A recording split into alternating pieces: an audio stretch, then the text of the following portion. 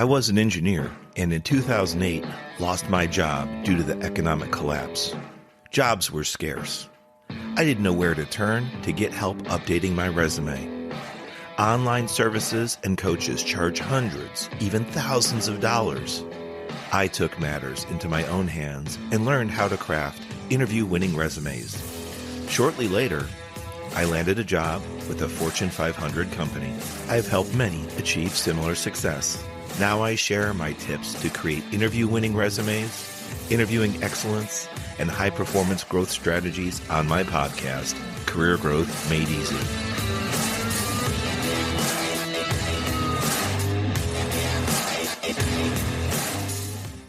Hey there, and welcome back to the Career Growth Made Easy podcast. I'm your host, Craig Ansell.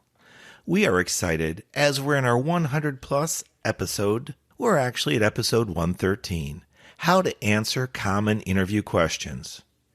You know, today's topic came about as I travel across Central Florida, working with both small and corporate 500 businesses, getting to talk to recruiters, human resource managers, hiring managers, and directors. It's interesting, though, when they pose questions during an interview.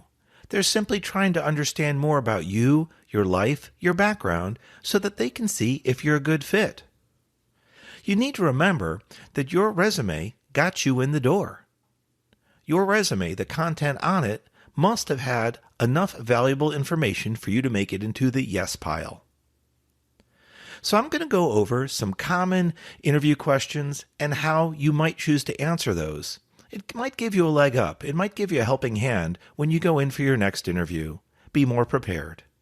Also, I highly recommend you stick around till the end because I have some bonus content, including how to end your interview. You won't want to miss that. So, talking about how to answer common interview questions, one of the big ones that is a pet peeve of human resource managers for both small and large companies is the following. Tell me about yourself. This is where people go on and on about their work experience and their qualifications and why they'd be a good fit. There's a time and place for that during the interview, but this specific statement, this question, if you will, tell me about yourself, it's meant to truly dig into who you are. What's your background? What's your experience in your life? Maybe tell me something about your education, where you come from, something like that. They're looking for something that allows you to relate to others. The resume, again, got you in the door, got you the interview, and that's great. You should be commended for that. But what they're looking for now that they've got you face-to-face, to see how well you communicate. What are your soft skills, which we'll talk a little bit about that further at the end of the show. But do you fit in is the bottom line. So, did you play sports growing up? What were specific educational interests you had? Maybe some hobbies, something like that, just as maybe an icebreaker, something to get to know you. It sounds funny, but again, I've heard this complaint time and time again. In fact, a few HR managers, human resource managers, rolled their eyes when I asked them about it. It just seems to be something that's a nagging negative experience for them. So think about it.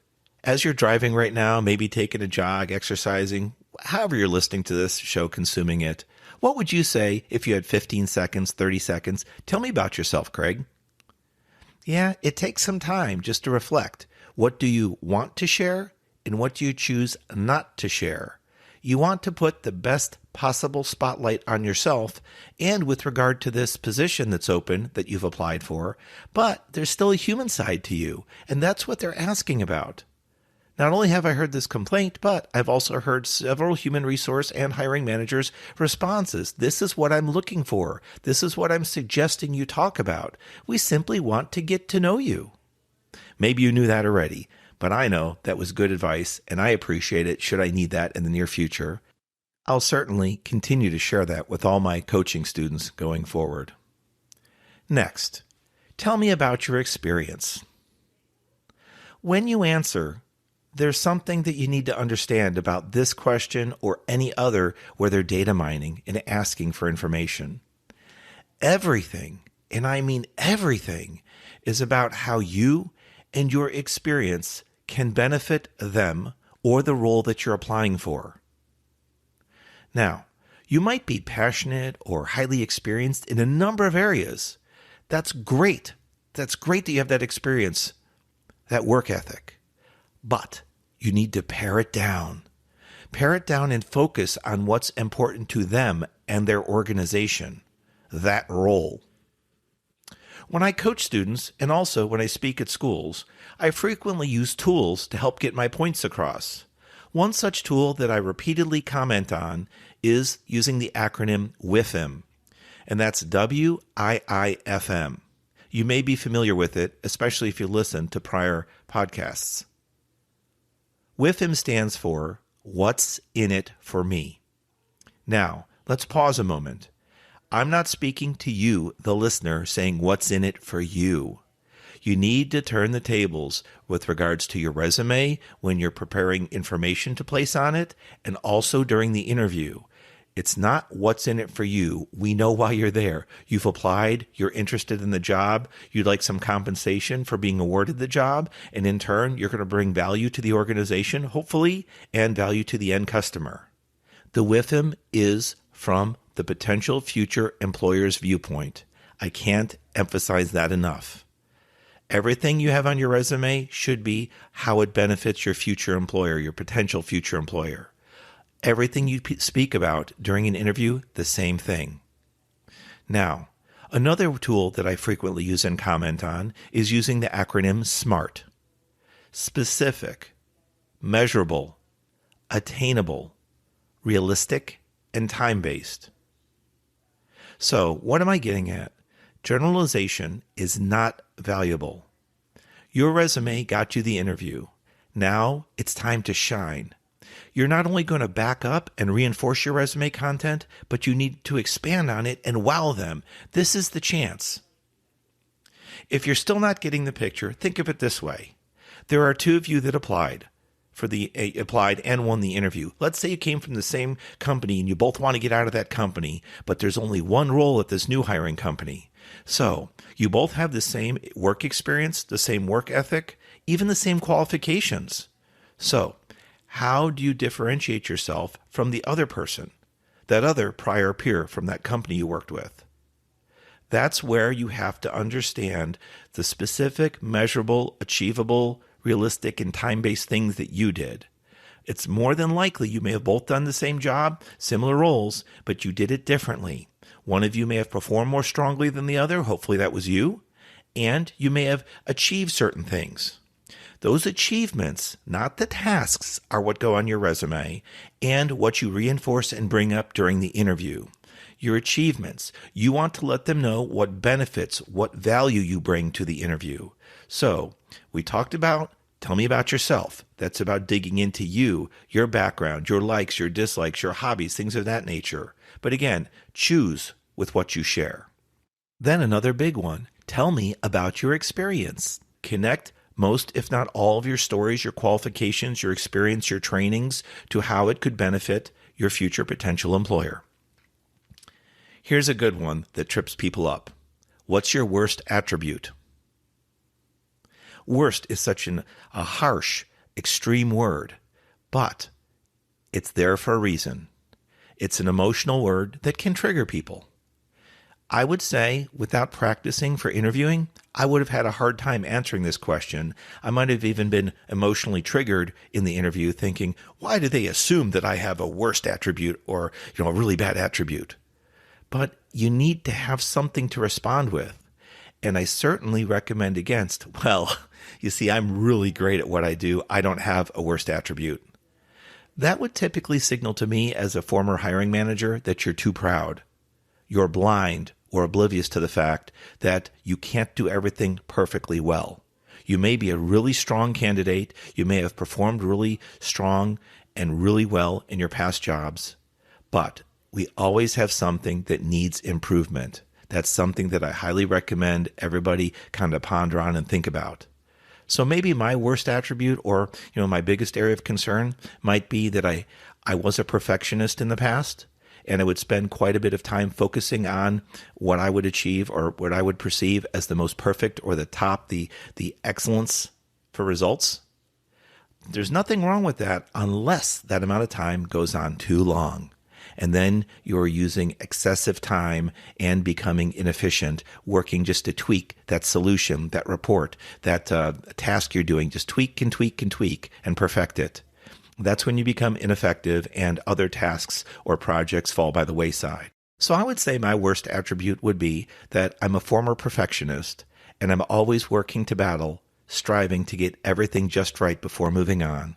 So I hold myself accountable and I'm working towards getting a very acceptable, above average solution so that I can then move on. My best attribute, that's another question for you. What is your best attribute? Again, you may have a couple that are very strong. How would that attribute affect and apply to the role, the company, the position that you're interested in? Again, think about it specifically from their viewpoint, all right? Now, here's one that's a good one. Tell me about your volunteering interests or community involvement. This is a chance for you to elaborate on how much you enjoy doing things in your county, in your school system, maybe in your church, your neighborhood. And generally they're unpaid, hence the nature of volunteering, such as donating your time. When you put them on your resume, by the way, a little bonus tip, don't just list the organization such as a school or church. List it, but also include the position and note the impact you made, how you contributed, what you contributed. Don't just list the physical facility and title. That is important, so it's valuable to them for them to envision and understand, but what did you specifically do? How did you create an impact? This helps future potential employers envision you in those roles. Maybe they volunteered in a similar role and it brings them back to a time they enjoyed doing such. They could almost assume, if you will, which is a dangerous word, that you did something similar and they can kind of equate. They can connect with it. The organization that you're applying for that job role, hope you did your research. If they're a very interactive organization with the community or certain nonprofits or volunteering organizations, it'd be really great for you to know that, especially if you do have volunteering experience, because that's a really strong connector. As I mentioned before, assuming there are two of you applying with equal job history and skills, what could be something that differentiates you over and above the other candidate or other candidates? This is a really key thing that can help. Even though it's unpaid, nonprofit work, and many times, it is something that managers and human resources specialists have both said can create the tipping point where you are favored more likely than the other candidate. You might say, hey, Craig, I get this volunteering, donating your time stuff, but I just don't have time. I need to focus on getting a job, getting work. Well, it can be just a few hours a week, a few hours a month, heck, a few hours a year. It all depends what you can afford. But I challenge you, stop, sit back, and look at how you spend your time, just in a general area. How much time do you spend on the computer? How much time do you spend on your smart devices? Is it always being efficiently used? Is it always productive? Or do you have time when you're spent kind of goofing off and relaxing? We all deserve some time, a break away, a mental break. But could you take a couple hours a week, a couple hours a month, and just donate that? You never know how it could help. By the way, it also helps you, would you believe it or not? You get to gain valuable insights into other people's situations. It helps you with networking and making connections while giving back to society. It also can be a very humbling experience. I just returned from a 14-hour day volunteering at the Florida Sheriff's Youth Ranch in the town of Safety Harbor. If you've not heard of the town, it's on Florida's west coast, and it's even west of Tampa. It's near the cities of Dunedin and Clearwater. So, regarding your talents, you'd be surprised how you can contribute. Maybe you're not mechanically inclined, but there are things you can do. This particular event had indoor and outdoor painting, exterior pressure washing, grounds work such as planting, trimming bushes, weed cleanup. And if you don't like it or don't know how to paint, you can do things to support the painters, such as taping, prep work, putting down tarps so that you protect the floors of the cottage or the home that you're working on. Additionally, maybe you're in good shape. You could move furniture in and out. Simple light work could be helping unscrew light switches and panels, as well as outlet covers. That way the painters can come in and paint around them without worrying about what they get paint on. Everyone at this event had a job assigned, and they also had a lead to connect with if they needed guidance. So even if you're considering through this podcast your first time volunteering, we would love for you to write in or touch us on social media at Craig Ansell, Facebook, LinkedIn, and Instagram. Tell us what you're considering doing or what your past work experience was with volunteering. We'd love to get the ideas, and maybe that'll spur some discussion, and we could get a few Career Growth Made Easy podcast guests or podcast listeners to chime along for one of the next big events and see if we can help make a great contribution to Central Florida. Now, we've covered a couple topics today, a couple questions and how to answer those questions during your interview. I promised something, though, towards the end, that I would give you some bonus content.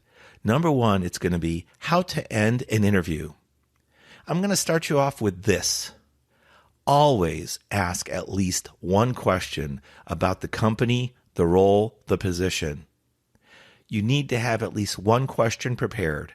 I would recommend several in case it's a group interview and someone else asks the same question. You can basically piggyback off of other interviewees' questions if needed, but I really suggest coming up with some of your own.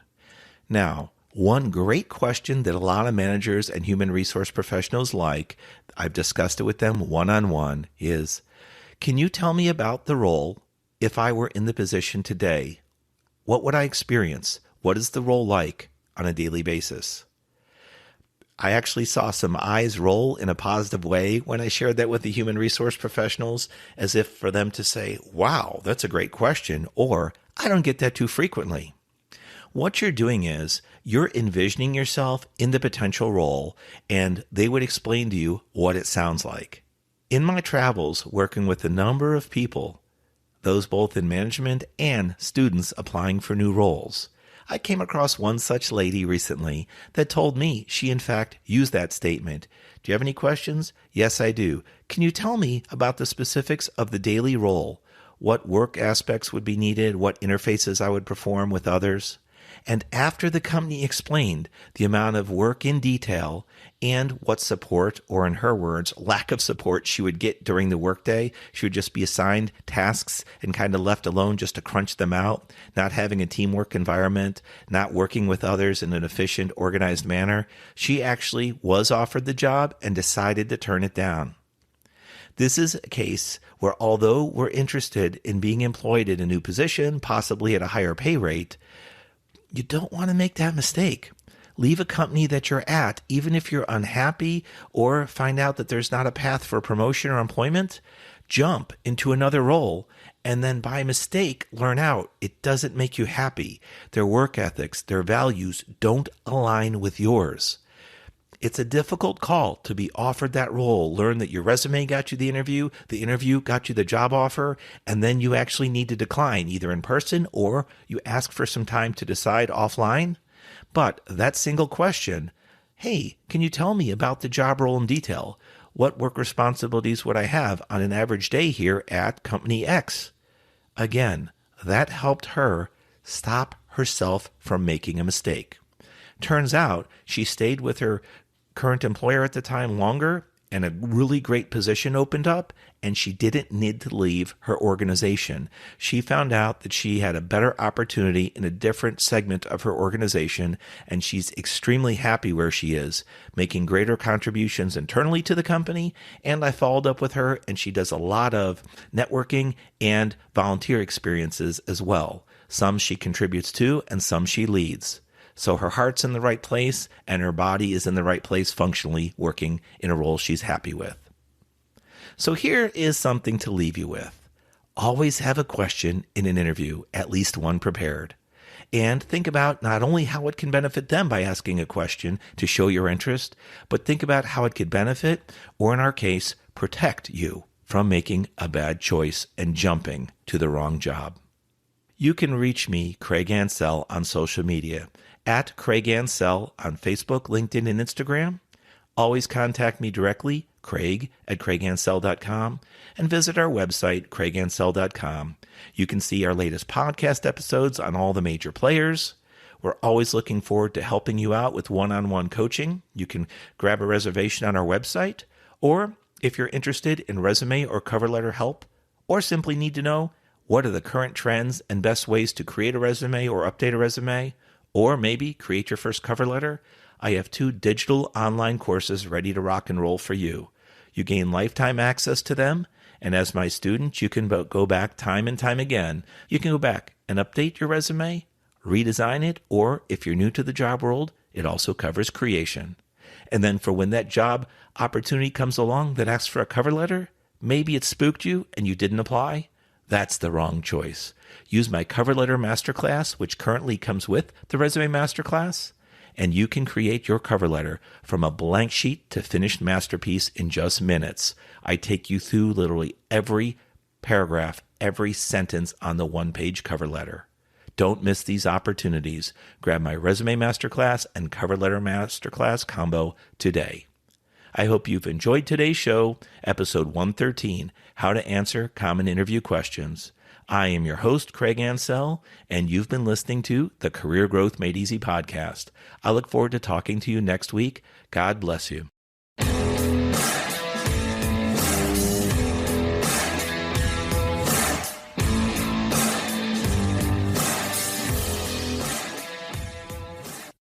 Thanks for watching. If you've enjoyed this episode, be sure to subscribe to our channel. New episodes every Monday. In the meantime, why don't you follow us on social media at Craig Ansell on Facebook, LinkedIn, and Instagram. To book a coaching appointment, download our free guides, or join our email list, check out the links in the description below.